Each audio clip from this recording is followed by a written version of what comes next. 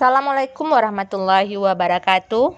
Baiklah, pada sesi kali ini yaitunya diskusi kelompok mengenai desain kerangka pembelajaran sesuai dengan pemikiran Ki Hajar Dewantara.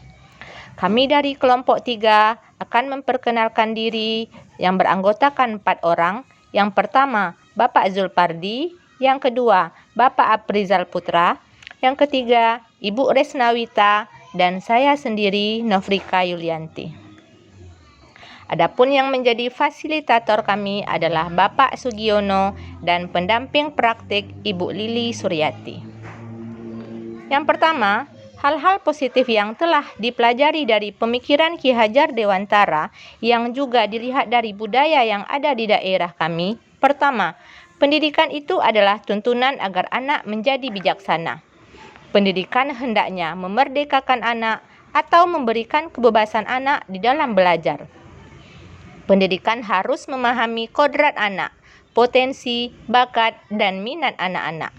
Pendidikan didasarkan pada kodrat alam dan kodrat zaman, berpihak kepada anak, memandang anak dengan rasa hormat, dan pembelajaran yang berorientasi pada anak. Pendidikan juga merupakan persemaian benih-benih kebudayaan yang menghasilkan budi pekerti, baik berupa olah cipta, olah rasa, olah karsa, maupun olahraga. Pendidikan juga merupakan taman bermain, sesuai dengan konsep trilogi pendidikan yaitunya Ingarso Song Tulodo, Ing Madio Mangunkarso, dan Tut Uri Handayani. Di dalam pendidikan juga ada trisenta pendidikan, yaitunya pelibatan sekolah, orang tua, dan masyarakat dalam proses pendidikan. Anak adalah sehelai kertas yang masih samar-samar, dan pendidik berfungsi untuk mengarahkan serta menebalkan bagian yang samar sehingga anak-anak bisa berkembang sesuai dengan kodratnya. Adanya konsep menuntun dan membuka ruang diskusi di luar jam pelajaran, serta sikap menghargai dan bekerja sama.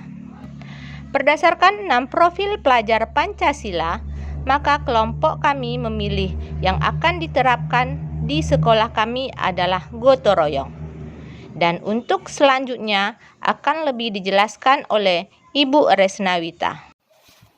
Baiklah, saya akan melanjutkan pemaparan dari Ibu Nofrika Yulianti tadi. Identifikasi sumber daya dan potensi. Ini minimal 3 potensi yang dimiliki oleh sekolah dan kelas yang mendukung merdeka belajar. Yang pertama, dukungan kepala sekolah dan teman sejawat. Sebelumnya kita harus berkoordinasi dengan kepala sekolah tentang rencana yang akan dijalankan. Dengan teman sejawat, ini menumbuhkan kesadaran rekan-rekan guru akan indahnya kebersamaan dalam mendidik dan menuntun kodrat anak. Yang kedua, pramuka, ini merupakan kegiatan ekstrakurikuler di sekolah. Yang ketiga, literasi atau kerjasama kelas dalam membuat pojok literasi atau pondok literasi. Ini untuk menumbuhkan budaya literasi dalam upaya meningkatkan pengetahuan murid dengan berbagai informasi yang bermanfaat. Alur kerangka merdeka belajar adalah sebagai berikut. Yang pertama, tujuan utama. Pelajar Indonesia merupakan pelajar sepanjang hayat yang memiliki kompetensi global dan perilaku sesuai dengan nilai-nilai Pancasila. Kedua, profil pelajar Pancasila ini diambil gotong royong. Yang ketiga, kompetensi pelajar Pancasila. Ini terbagi 3 juga. Yang pertama, memahami tujuan gotong royong. Yang kedua, memahami makna dan manfaat gotong royong. Yang ketiga, melakukan kegiatan gotong royong di sekolah, keluarga, dan lingkungan. Indikator ketercapaiannya, pertama, peserta didik mampu memahami tujuan dari gotong royong di sekolah, keluarga, dan lingkungan masyarakat. Yang kedua, peserta didik mampu memahami makna dan manfaat dari gotong royong di sekolah, keluarga, dan lingkungan masyarakat.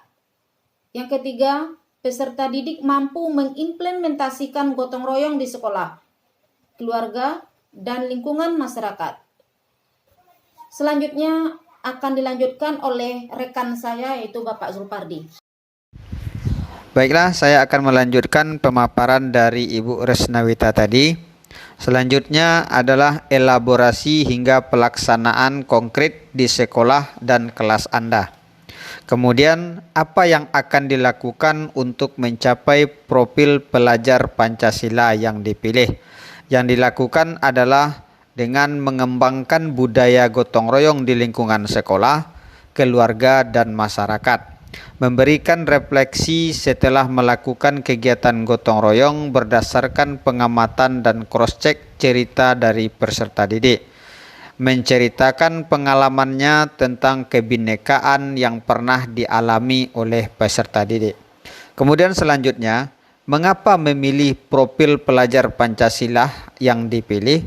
Karena sesuai dengan budaya daerah dan budaya sekolah. Kemudian yang kedua, memupuk kekeluargaan dan persatuan. Dan yang ketiga, menghilangkan sifat-sifat individualisme. Kemudian selanjutnya akan dijelaskan oleh Bapak Afrizal. Baiklah, saya akan melanjutkan paparan dari Pak Zulpardi. Saya akan menyampaikan bagian C, bagaimana mencapai profil pelajar Pancasila yang dipilih. Untuk mencapai profil pelajar Pancasila, gotong royong diperlukan untuk pembiasaan dalam bekerja sama. D. Siapakah para pihak yang terlihat dan bagaimana peran mereka? 1. Peserta didik sebagai objek pencapaian Pancasila gotong royong. 2. Kepala sekolah dan guru among yang berperan sebagai pembimbing, fasilitator, penuntun, dan pelatih dalam pencapaian gotong royong dalam profil pelajar Pancasila. 3. Orang tua dan masyarakat sebagai pihak kontrol sosial di luar sekolah. Ini adalah salah satu contoh gotong royong yang ada di sekolah kami.